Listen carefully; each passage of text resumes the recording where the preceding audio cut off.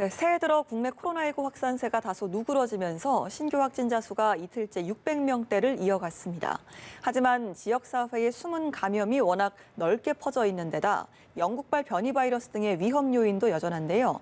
백순영 가톨릭대 의대 명예교수와 함께 자세한 내용 짚어보도록 하겠습니다. 교수님 어서 오십시오. 네, 안녕하세요. 네, 닷새 연속으로 이제 1000명 아래를 기록했습니다. 오늘도 641명 기록을 했는데요. 정부에서는 어느 정도 3차 대유행에 좀 접점을 지나서 감소세로 접어들었다 조심스럽게 판단을 하고 있는 것 같습니다.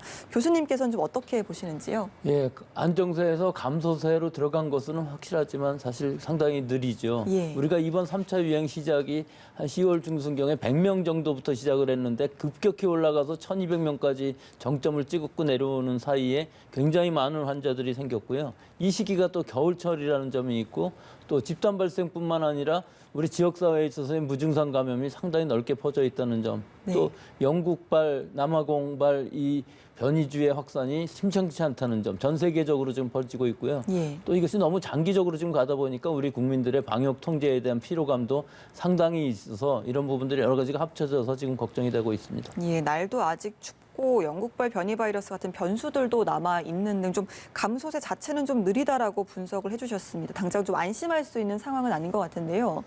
요즘 날씨가 정말 많이 춥잖아요, 교수님. 그러다 보니까 그 선별 진료소라든지 이런 부분도 단축 운영이 되고 있고 검사 수가 좀 줄어서 혹시 이런 확진자가 좀 줄지 않았나 이런 걱정은 좀 어떻게 볼 수 있을까요? 지금 서울 같은 경우 뭐 영하 20도 가까이까지 떨어지고 있고 체감 온도는 더하다니까 네. 상당히 선별검사소 또는 임시선별검사소 가기가 어려운 상황인데도 불구하고 실제 통계를 보면 그다지 많이 줄지는 않았어요. 네. 평소에 3만 7천 건이던 임시선별검사소가 약 3만에서 3만 3천. 예. 그런데도 불구하고 환자 감소세가 있다는 것은 상당히 고무적인 일이기는 한데요. 예. 한 가지 좀 중요한 부분들은 이 임시선별진단소에서의 확진율이 지금 봐도 12.5% 정도가 되거든요. 640명 중에서 지금 80명 정도가 거기서 나오고 있고 실제로 양성률도 0.2%에서 0.35% 사이를 왔다 갔다 하고 있기 때문에 아직도 이것이 감소 추세가 아니라는 것이 좀 문제가 있습니다. 즉 네. 우리 국민들이 거리두기 잘하고 있는데도 불구하고 아직도 무증상 감염에 의한 이 감염은 통제되고 있지는 않다. 이것은 방역 통제에 의해서 되는 것은 아니거든요. 우리 국민들의 행동 양상에 따라서 변하는 것이기 때문에 조금 더 시간이 걸릴 것으로 보입니다. 예. 사실 오늘이 이제 1월 9일이니까 연말연시에 동해나 제주도로 해돋이 가신 분들이 좀 본격적으로 발병할 수 있는 시기는 아직은 아닌 것 같습니다. 영국발 변이도 좀 나오고 있으니까요. 이 부분에서는 아직도 좀 걱정을 해야 될 만한 부분입니까? 그렇죠. 제일 이제 또 중요한 부분들이 위중증 환자 사망자들이 상당히 많이 늘고 있어서 오늘 현재 사망률이 1.62%까지 올라갔거든요. 네. 이것은 이 1000명 이상의 수준의 환자가 신규 확진자가 나왔을 때 이 위중증 사망자 숫자들이 아직까지 반영되고 있지 않다는 것이기 때문에 네. 적어도 아직도 2, 3주간은 이런 추세가 더 지속될 것으로 보입니다. 네. 아직도 2, 3주간 이런 좀 속도가 좀 지속될 것으로 보인다라고 하셨습니다. 사실 확진자가 어쨌거나 숫자 자체가 줄었으니까요. 감소세가 보이고 있다.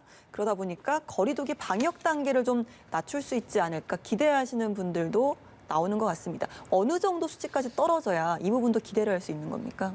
괜히 1000명이라는 숫자들을 보고 있다 보니까 600명이라는 것이 굉장히 작아 보이는데요. 예. 사실 2단계 수준으로 가려면 지금 2.5단계 아니겠습니까? 네. 2단계까지 수준으로 가려면 지금 수준에서는 가능하지 않습니다. 즉 300명 이상이 돼야 되는 수준인데 지금은 목표를 400명 내지 500명 정도로 하고 있는데 이것은 2.5단계의 기준이거든요. 예. 지금 2.5단계를 하고 있는데 이것이 400명, 500명 수준에서 완화를 시킬 수 있느냐 하면은 상당히 어려운 부분들이 있고요. 이것이 더 많이 떨어지기가 어려운 이유가 11월 중순부터 오늘까지의 그 누적 확진자 규모가 4만 명에 이르고 있어요. 네. 이 전체적으로 봤을 때는 6만 8천 명 정도인데 이 4만 명이 지난 한 달 좀 넘어에 감염이 됐다는 것은 이 확산세가 줄어들기는 굉장히 어렵다. 시간이 많이 걸린다 하는 것을 나타내는 것이고 이것이 지금 우리 올 겨울에 100명, 200명 수준으로 가는 것은 아마 기대하기 어려워 보여서 네. 뭐 최대한 목표가 한 300명 정도 돼야 되는데 지금 2.5단계 또는 5인 이상 모임 금지를 이거 계속할 수는 없는 상황이기 때문에 네. 17일 이후에는 어느 정도 이제 완화가 필요하겠지만은 단계의 완화는 상당히 어려워 보입니다. 즉 네. 지금 2.5단계 비수도권은 2단계인 것인데 이것을 완화시켰을 때의 폭발적인 확산이 나타나면 곤란하기 때문에 어느 정도의 이 유지는 필요하지만 그렇다고 해서 완화를 전혀 안 할 수는 없어서 좀 여러 가지 거리 단계에 있어서의 기준들에 좀 다시 만들어야 될 부분들이 필요한 것으로 보입니다. 예, 거리 단계 조정을 아직은 좀 논할 시기는 아니다라고 말씀해 주셨습니다. 사실 이제 설도 한 달 남짓 남았잖아요. 그러다 보니까 이 부분에 대해서도 앞으로 좀 안전 국면 진입까지 얼마나 걸릴 것이냐 이 부분도 좀 상당히 우려가 되는데 2차 대유행 당시를 돌이켜보면 정점에서 두 자릿수까지 감소하는데 3주 이상이 걸렸더라고요.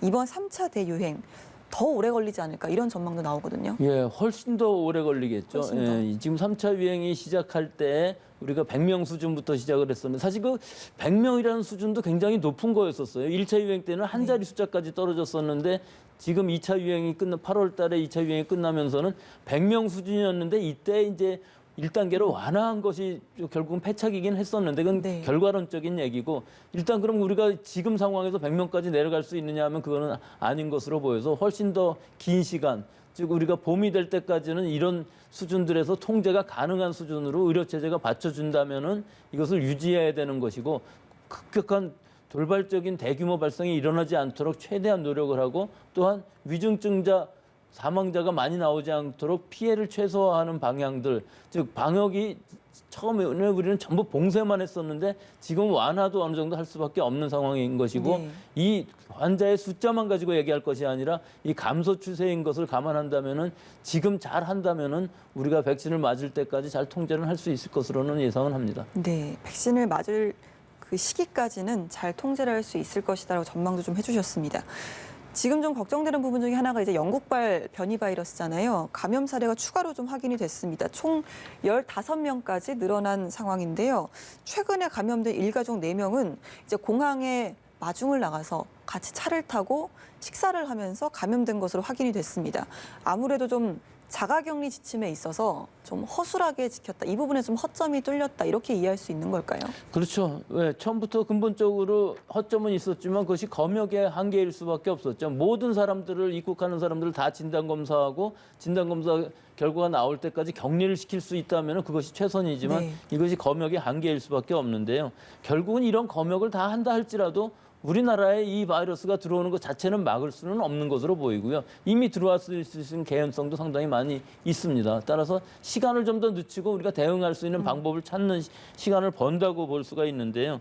이것이 지금 영국 남아공뿐만 아니라 유럽이라든지 미국 뭐 전 세계적으로 확산되어 있는 것이 예. 이미 발견이 되고 확인이 되고 있는 상황이기 때문에 우리 방역이 과연 이것을 완전히 막을 수 있느냐 하는 것은 그렇지는 않을 것으로 보이기 때문에 이 진단 검사를 공항에서 전 입국자에 대해서 시행하는 것이 저는 좋다고 생각을 합니다. 지금은 네. 남아공하고 영국인 경우에 있어서는 시설 격리에 하면서 진단 검사를 한다는 것인데 사실은 시설 격리를 하지 못한다 할지라도 일단은 모든 사람들을 진단 검사를 하고 자가로 갔을 때 일단 확진이 되게 되면은 바로 격리를 할 수 있는 시간을 네. 벌 수가 있거든요. 이 시간을 빠르게 하기 위해서는 시설 격리로 격리를 못한다 할지라도 진단 검사부터라도 먼저 하는 조치가 필요한 것으로 보이는데 지금은 남아공하고 영국에서 들어오는 사람들에 있어서만 네. 전부 격리를 시키면서 진단 검사를 하는 것으로 되어 있기 때문에 이것도 뭐 상당히 강력한 조치이긴 하지만 좀 더 보완은 필요하다고 봅니다. 일단은 모든 입국자에 대해서 검사가 좀 필요하다는 말씀이신 것 그 같은데요. 지금은 유증상인 경우에 있어서는 모든 유증상자는 네. 진단을 바로 하는데 무증상 내국인인 경우에 있어서는 사실은 자가격리지로 가서 그렇죠. 3일 이내에 하게 돼 예. 있거든요. 그러니까 그 3일이라는 시간이 문제가 될 수가 있고 어. 가족들 간에 있어서의 감염이 될 수가 있고 가족들이 외출을 했을 때 가족들은 아무런 제재가 없기 때문에 그렇죠. 무증상 감염에 의해서 가족들이 외출했을 때에는 우리가 통계상으로 잡히지 않는 역학조사에서는 알 수 없는 지역사회로서의 확산이 있을 수가 있다는 것이죠. 개연성이 있기 때문에 이런 부분을 막기 위해서는 좀 더 빠른 시간 안에 예. 확진을 시켜주는 것이 좋지 않나 그렇게 생각을 합니다. 이런 부분이면 어느 정도 매뉴얼에서 좀 수정 보완이 필요하겠네요. 이것이 근데 완벽할 수는 없는 것이 검역이라는 것이 어느 나라나 마찬가지고 우리나라의 경우도 보면은 GV라는 바이러스가 우리나라에 유입이 되어 있는데 그것이 어디서 유입이 되어 있는지 역학조사로는 불가능한 상황이 있습니다. 그래서 네. 어떻게 얼마나 강하게 검역을 하더라도 항만이나 공항에 있어서 입국하는 사람들이 100% 무증상 감염을 막을 수 있는 방법은 현실적으로는 없는 상황이기 때문에 네. 최대한 이것을 확인할 수 있는 방법, 즉 확진자가 나왔을 때 그 확진자가 과연 변이 바이러스를 갖고 있는지 아닌지를 바로 빨리 신속하게 그것을 검출해낼 수 있는 이런 시스템이 지금 필요하다고 봅니다. 네.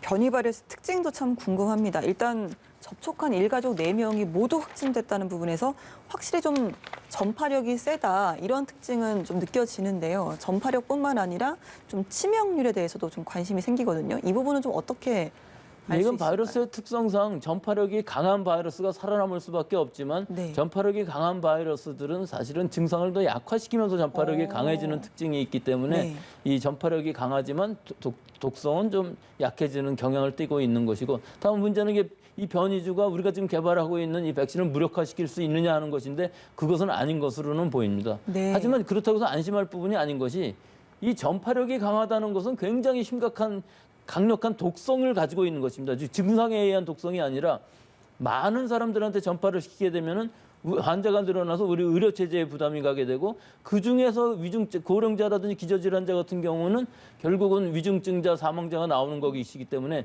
절대적인 위중증 사망자는 늘어나지만 전체 확진자 수가 늘어나기 때문에 결국은 치사율은 떨어지는 결과를 볼 수 있는 것이거든요. 네. 그러니까 결국 이 바이러스는 더 강해졌다고 볼 수가 있는 것이기 때문에 안심할 상황이 아니라는 것이죠. 독성만의 문제는 아닙니다. 예.